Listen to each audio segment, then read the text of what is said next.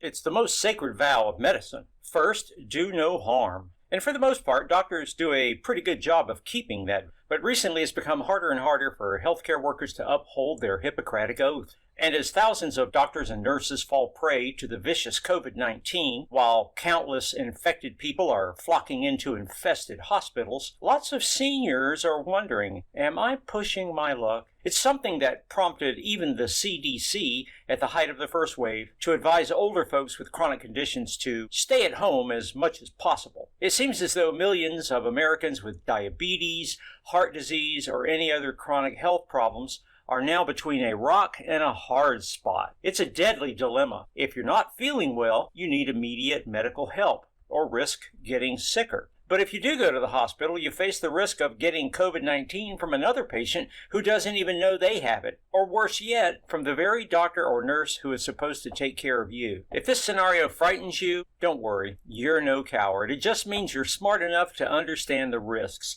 and these risks are very real.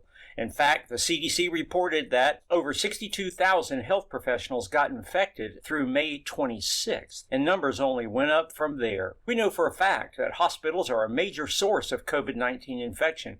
In the UK, up to 20% of all infections happened in the hospital while people were getting treated for something else. And even though the U.S. authorities haven't been too transparent with these numbers, we know that at least 9,000 Americans came back home from hospitals with the bug. The real numbers are likely much higher. But amid this unmitigated disaster, there is a ray of hope. And it's coming from the same place that made this country the best in the world.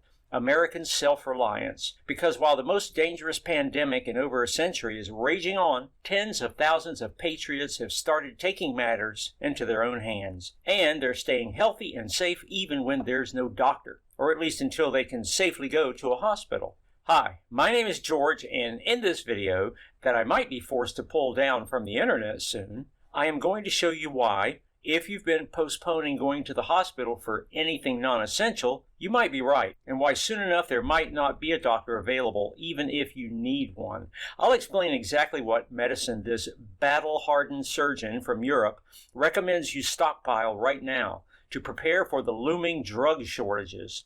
I'll show you how to get a list of all the natural remedies you need to hoard for long-time survival, and what are the simple yet essential medical techniques and procedures you need to know in a medical emergency, so that even if there's no doctor or you can't visit one, you can still manage your chronic conditions, reduce your pain, and even restore your health until the doctor can see you. This is especially important if you or a family member are at risk. According to the CDC, 8 out of 10 COVID-19 deaths were from people over 65. No wonder I'm taking this more seriously than anything, huh? Like I said, my name is George, and I am from SurvivalMD.com, one of the leading survival websites on the internet. Odds are you don't know about us. Many people don't. In good times, people hate us for being wrong and for somehow spreading fear. In bad times like these, we are hated for being right. You just can't win with these guys. I've heard it all, that I'm a conspiracy theorist, a tinfoil hat, crazy prepper,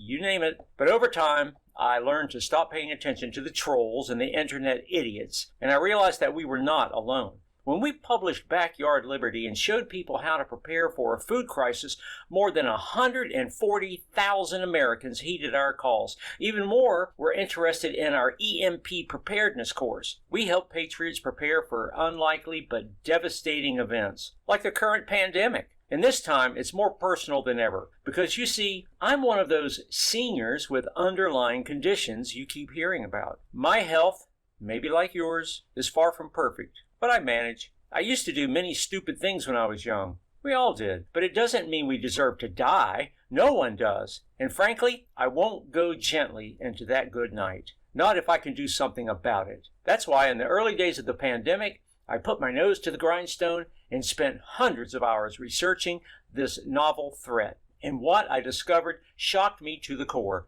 Hard evidence that we were about to witness a healthcare apocalypse of biblical proportions, and not directly from COVID-19, but from its consequences. Big words, I know, and I double-checked the evidence and hope I was mistaken. But I'll show you all my proof here, so you can either prove me wrong or realize that time to prepare is right now, while there's still time. The numbers don't lie. Millions of Americans have already opted out of the healthcare system. Hospital visits were down nearly 55% in March and April in an analysis by Strata Decision Technology. People are getting it. In the middle of a pandemic, the last place where you want to be is a building where all the sick people go. Because frankly, it doesn't take much to get infected in a hospital.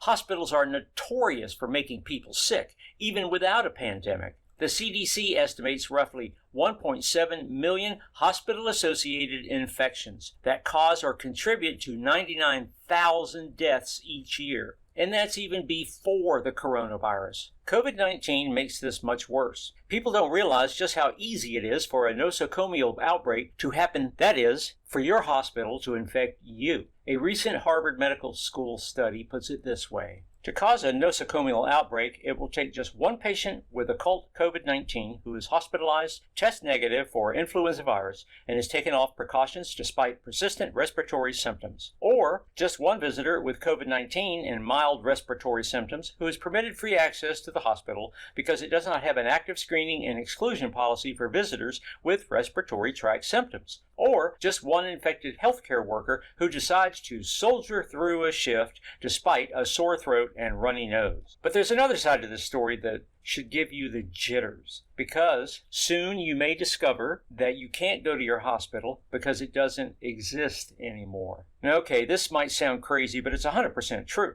As expensive as healthcare is in the U.S., people don't realize just how fragile hospitals are, and many of them are laying off personnel at an unprecedented scale, or they're even going bankrupt. You see, during the pandemic, hospitals were forced to halt elective surgery, which accounts for a big chunk of their revenues. With elective surgery gone, their revenues dried up. How much? Well, a whopping $200 billion with a capital B, and these numbers are June numbers. It's enough to send many hospitals to the brink of financial ruin and beyond. We've already had 29 hospital bankruptcies in 2020, but that's just the tip of the iceberg, especially for rural hospitals. Michael Topchik, Executive Director of the Chartis Center for Rural Health, says that 453 of the country's 2,000 rural hospitals, close to 1 in 4, are in danger of closing, while 216 are most vulnerable. Not even the giants are faring better. Mayo Clinic is expected to lose at least $3 billion in revenue this year and has already undergone pay cuts and layoffs.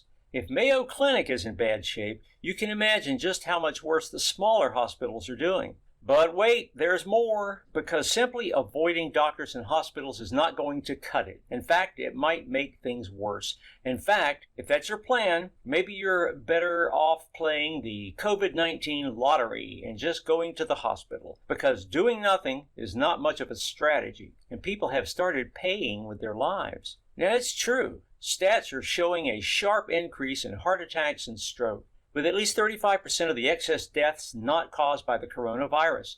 Take D.C., for example. According to the D.C. Health Director, excess deaths in the state were 40% higher from January to May than they were just 1 year before, and almost half of those were not attributed to the novel virus, instead to conditions like pneumonia, flu, diabetes, cancer, and overdoses. And this begs the question, how will Americans deal with chronic conditions when it's not safe to visit a doctor? How will the millions that suffer from heart conditions, diabetes, kidney disease, or COPD, where will they go when their hospital is closed? What will they do if or when there isn't enough medical personnel to take care of them? It's the deadly dilemma. Go to the hospital and risk getting sick, or stay home and risk getting sicker. Well, there is a third way, the very thing that helped make America the greatest country in the world. Self-sufficiency, and I'll show you how becoming medically self-sufficient will help you slash your risks of getting sick and keep your health in the best shape you could hope for, even if the pandemic decides to stay with us for a long time. So what can you start doing right away to become medically self-reliant?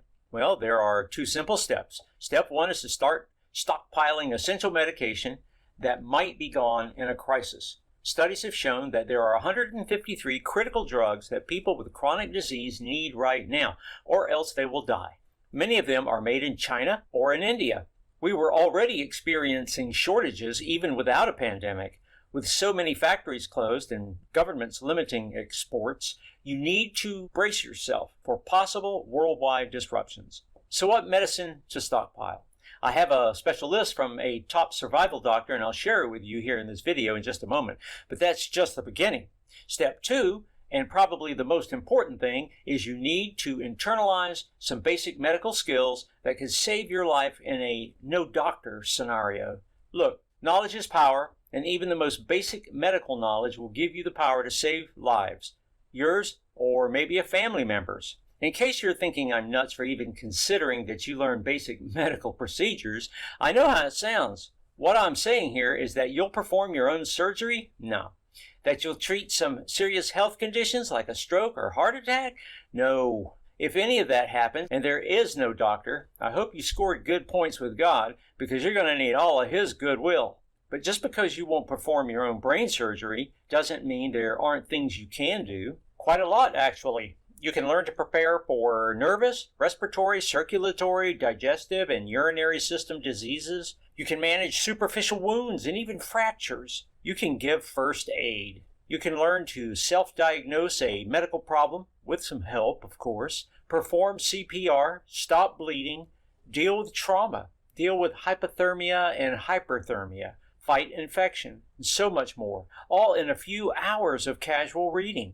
How do I know this? Years ago, when the Ebola pandemic happened, I was afraid that it was going to be the one. Luckily, that wasn't the case. But while I was reading every available source and doing my research, talking to doctors, things like that, it occurred to me, not all doctors are alike in a no healthcare situation. As I was doing my Ebola research, it struck me that the best doctor for a medical crisis will probably not be some silk underwear Porsche driving doctor from a billion-dollar hospital. My best bet was someone from the trenches, a doctor who is forced to perform miracles with no expensive, state-of-the-art technology, and while facing severe drug shortages. In short, I needed a third-world doctor. If I wanted to learn from the best, I knew that the best crisis doctor would be someone who fights crisis on a day-to-day basis. And after a few months of research, I found my guy in one of the poorest countries in Europe, Romania. His name is Dr. Radu Scurtu, and he's a rather unusual surgeon. While he's currently working within the state-of-the-art French healthcare system, he earned his stripes in the terrible healthcare system that Romania had in the early 2000s. The doctor had seen it all. No electricity, no proper disinfectants, having to seat 2 patients in the same hospital bed because of shortages, rats and cockroaches, things that would make your stomach churn and that you'd never see in the U.S. under normal conditions. Dr. Scurtu managed to get out of that system, first working for a few years in Germany before moving to France, but he took with him a wealth of information on how to deal with a collapsed system. What's more, moving from Stone Age to state-of-the-art meant he could get the best of both worlds. Romania had taught him self-reliance and ingenuity. Western Europe provided the expensive toys. It reminded me of a lesson I learned from my grandpa, a self-made millionaire, but who had weathered 2 wars and the Great Depression. While Grandpa was happy to enjoy a life of luxury, he always liked to remind us that it can and will all go away. He had lost it all multiple times and had made it all back in multiples, and with the help of God and his own good attitude, Grandpa was fond of saying, "There is no education like adversity." Now, when you think about it, it makes sense. Should the healthcare system collapse, most of our fancy pants doctors are going to be screwed. They have no idea what it's like to operate with a flashlight or what to do with a patient when basic medicine is out of stock and the fancy equipment is hogged by thousands upon thousands of sick people. They're just going to be overwhelmed, and we're going to be the ones who will suffer the most. When I met Dr. Scurtu, one of my first questions was, what can I do to fend for myself in a medical crisis?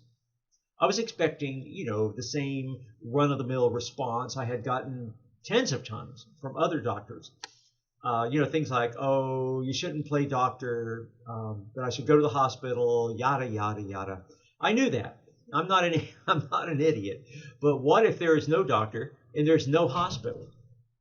Dr. Skirtu was more than happy to take my question, and he gave me an earful. Turns out, short of surgeries and complex medical procedures, there's quite a lot of stuff you can do. Here's some of it, but first, a disclaimer. Don't try any of it without talking to your doctor first. I'm giving this for information purposes only. If you have a doctor you can access, call him. If you can go to a clinic, do that. It's the safest course of action, and it would be irresponsible of me to suggest otherwise. Below you'll discover what a doctor does when they can't go to a hospital. Use your own discretion. Here's what I learned from Dr. Skirtu, that if you want a good chance to treat something properly, you first want to know that you diagnosed it correctly. He taught me the simple T-Cal-Mo-Lo principle. These are the core questions you need to ask to clarify the circumstances in which the injury happened. Temporal, when did the injury occur? Causal, why did it happen?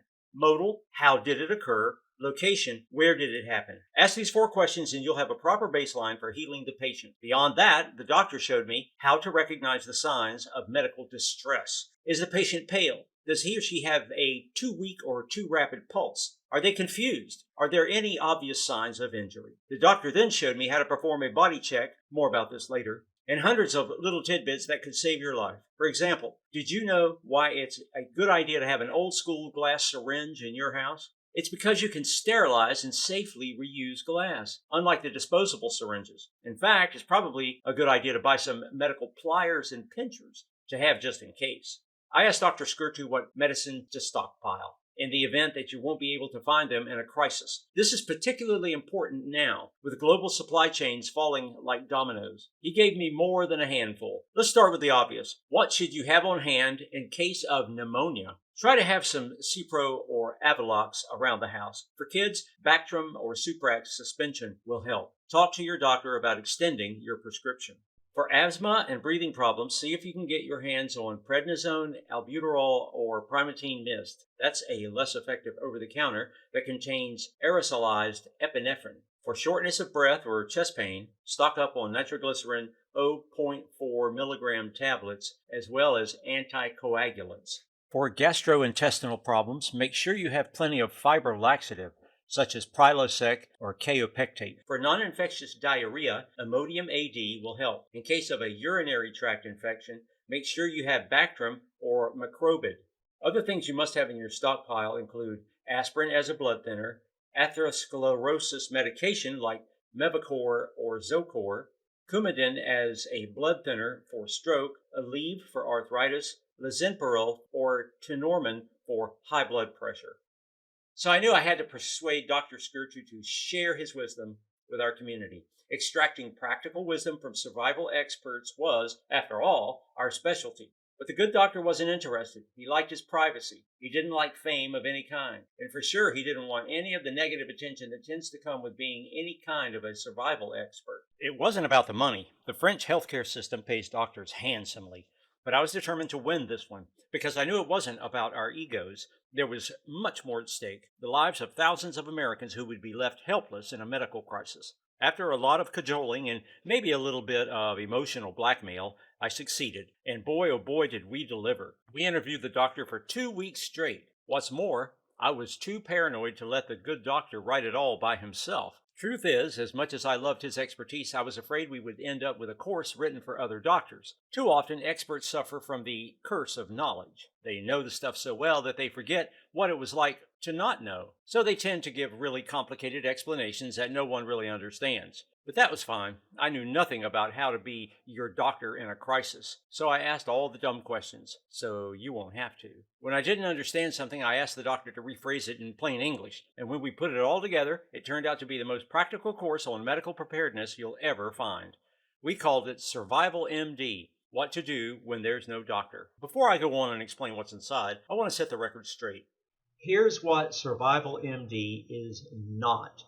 First of all, SurvivalMD is not a medical tome. If you plan on becoming a doctor or a registered nurse, this is not for you. This is a practical, down-to-earth, plain English course on how a layman can replace the doctor when there's no doctor available and you're in a life and death situation. Second of all, it's not a book on how to treat yourself when you can easily go to a doctor. That would be plain stupid, and it would be irresponsible for me to suggest otherwise.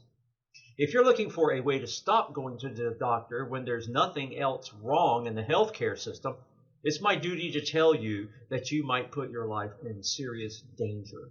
Third, and frankly, I don't care if this hurts our sales, this is one book I hope you will never, ever need. Just like I hope you'll never have to shoot your gun in self-defense. But it's wise to protect yourself, right? Si vis pacem parabellum. This is a Latin quote I hold dearly. It means that if you want peace, prepare for war. It's why we keep a big army even though we're not fighting the Nazis anymore. It's why you keep a fire extinguisher in the house. This course is a fire extinguisher. Now, it won't prevent fires, but it might help you put them out. Now that I got all this out of the way, let me tell you why I'm so excited about SurvivalMD. There's no other medical survival course like this on the planet, and I'm not just using these words lightly. As far as I know, this is the only course of its kind, something that will allow you to weather out a medical emergency where there is no doctor. It doesn't matter if it's a pandemic, a grid-down scenario, or a Katrina-like event that clogged hospitals for weeks. Maybe you're familiar with the 80-20 principle. If not, here's a refresher. 80% of all of our problems come from just 20% of causes. You learn 80% of any topic in about 20% of the time you study. You spend 80% of your time with less than 20% of your friends. Once you understand these universal principles, you'll start seeing it everywhere. It's the same in medicine. Sure, you can go to medical school, pay $250,000 and sink 4 years or more into this, or you can take a shortcut. Learn the 20% of medical knowledge that will help you in 80% of the situations. And this is exactly what SurvivalMD is about, a layman's shortcut to developing life-saving skills for a crisis. SurvivalMD has but one purpose, and one purpose only, to keep you and your loved ones alive until a qualified specialist can see you. And in order to do this, we pulled out all the stops. Here's a glimpse of what you'll find inside. Got asthma or COPD? Dr. Skirtu will show you how people with respiratory disease need to prepare. One of the things you'll absolutely need around the house is an oximeter, and 4 other things you need to order online right away. Plus, planning for long-term medical survival? Take care of this first, even if there's nothing wrong with your health. NASA does it to all their astronauts. The doctor will show you what 4 items to stockpile, not medicine, for someone who is wheelchair bound. Plus, what you should do if your MS is exacerbated and there's no doctor. Also, what if you have cardiovascular disease or peripheral vascular disease and the dangerous warning signal that comes from your toes? We'll show you the 2 fruits people with kidney failure must absolutely avoid, at least until a dialysis machine is available. Also, why you should rub clove oil on a sore tooth for relief. And 7 other things you can do to prevent getting a deadly infection when there's no dentist. What to do when there are no antibiotics available. Yes, veterinary antibiotics can help, but how do you know the right dosage? Why Augmentin may be the best antibiotic to stockpile, if you can still find it, and 6 other antibiotics that may save your life from a deadly infection. Number 2 is the best for pneumonia. Does your medical go bag have a fully stocked hygiene kit? 19 things you should hoard. Plus, how to make your own toilet paper, if you run out. This recipe uses baby oil or lotion and will give you a good alternative when panic buying emptied all the store shelves. How to build the ultimate medical go bag. This includes cheap alternatives if stores and pharmacies run out of the essentials. Plus, 8 medical instruments you didn't know you needed, but surgeons keep them in their homes for an emergency. Also included, 9 things to stockpile in your bug-out vehicle. We've included simple and effective first aid techniques you need to learn now, including how to treat a bullet wound. This might come in handy if there's an economic collapse and mass social breakdown. What to do if garbage disposal services stop working. Full list of supplies you need for emergency sanitation.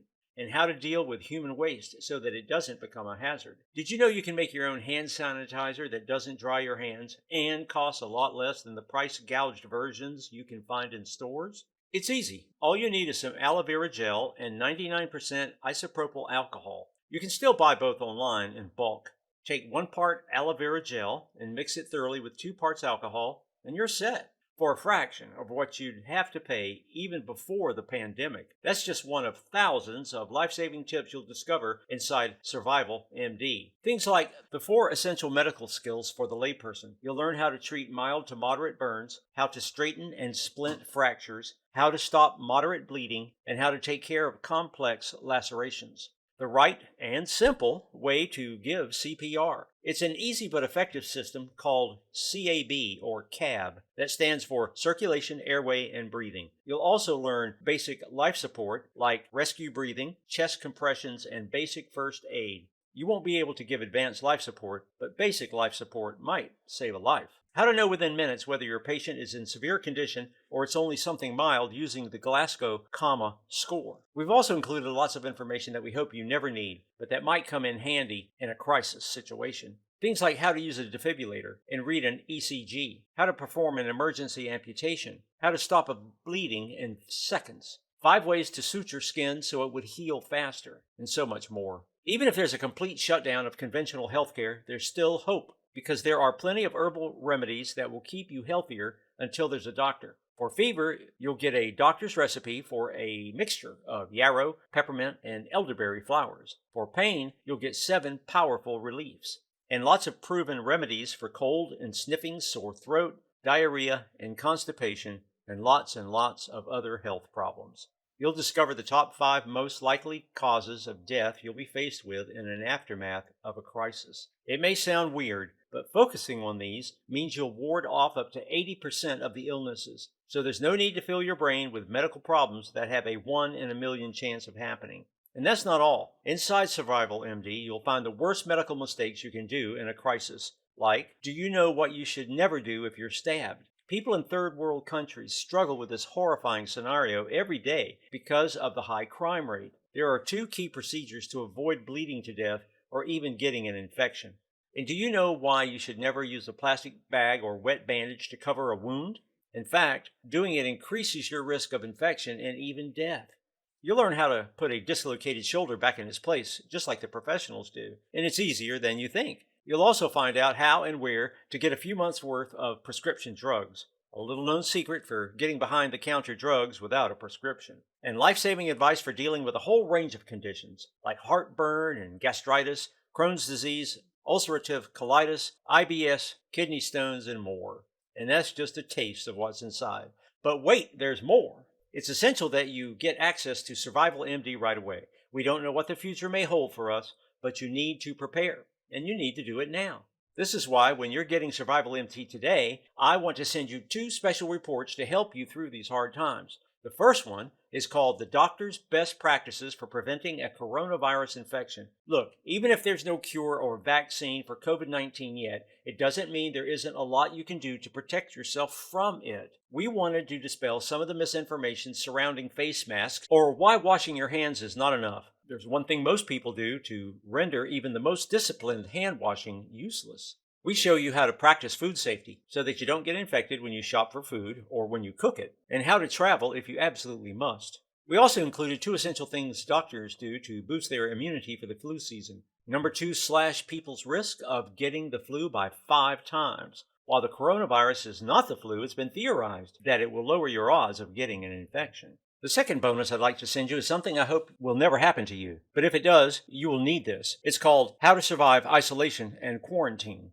I did this research for myself, and I believe it will help all of us. Soon enough, you might find yourself in quarantine or some form of social isolation, either mandatory or self-imposed. So how do you survive 30 days or more of isolation? Quarantining alone is a different deal than quarantining with others. At the same time, if one family member is sick but the others aren't, it's going to be really tricky to isolate just the sick person. All these things bring up some interesting issues, like how do you resupply while in quarantine? How do you avoid infecting others? How do you take out the garbage and make sure it doesn't pile up? And many simple things like that most people probably never thought about. You'll get the special report on isolation and quarantine for free when you get the SurvivalMD manual today. By now you're probably wondering, well, how much will this cost? Look, I won't hide it. This training is one of a kind from one of the only survival doctors in the entire world. You're not going to find something like this anywhere else. I can't stress how much I want things to change, for this information to be something you will never need. But if you've read this much, you probably want to prepare for the unthinkable. The only thing that comes close are medical textbooks. They will give you a world-class training, that is, if you can understand all the scientific jargon and are ready to spend up to $1,400 for a year's manuals. Or you can get SurvivalMD, the crash course, the express version for laypeople, and pay a fraction of that. You won't become a doctor, but you will be better prepared for a situation where there's no doctor. You can think of this as a form of life insurance. For me, the best life insurance you can get is self-reliance.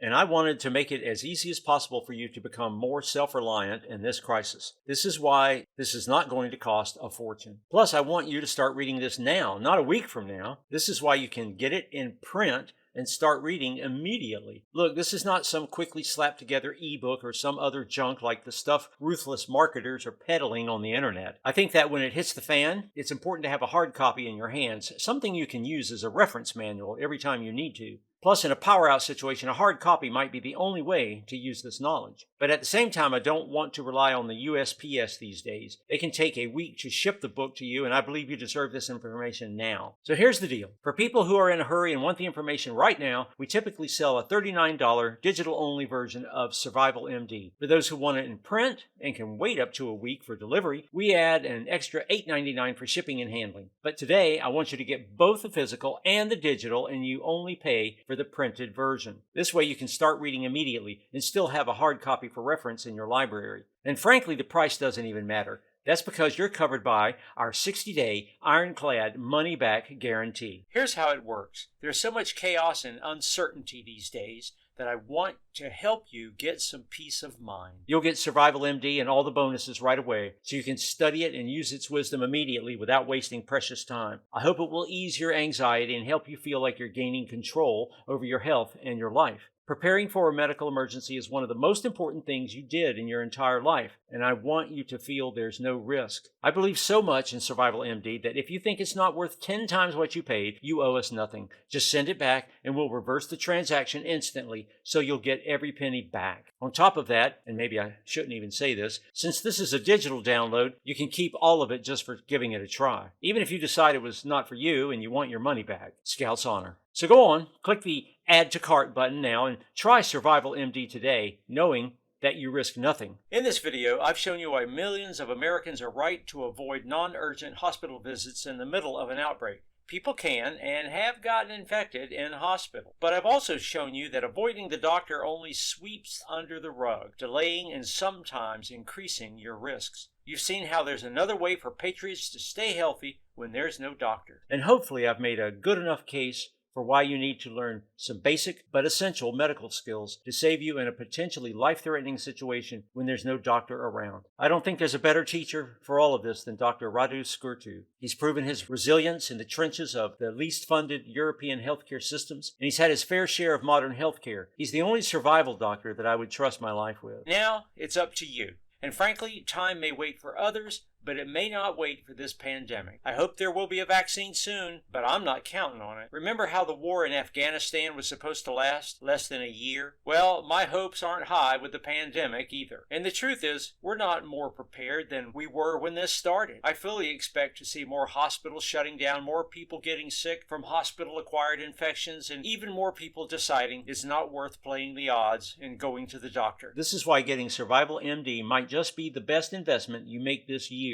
Remember, we'll also send you the 2 special reports, the doctor's best practices for preventing a coronavirus infection and how to survive isolation and quarantine free of charge. So I urge you to click the Add to Cart button now and thank yourself later, after all this is over, for making one of the best decisions of your lifetime. Remember, you risk nothing. You're backed by our 60-day, no questions asked guarantee.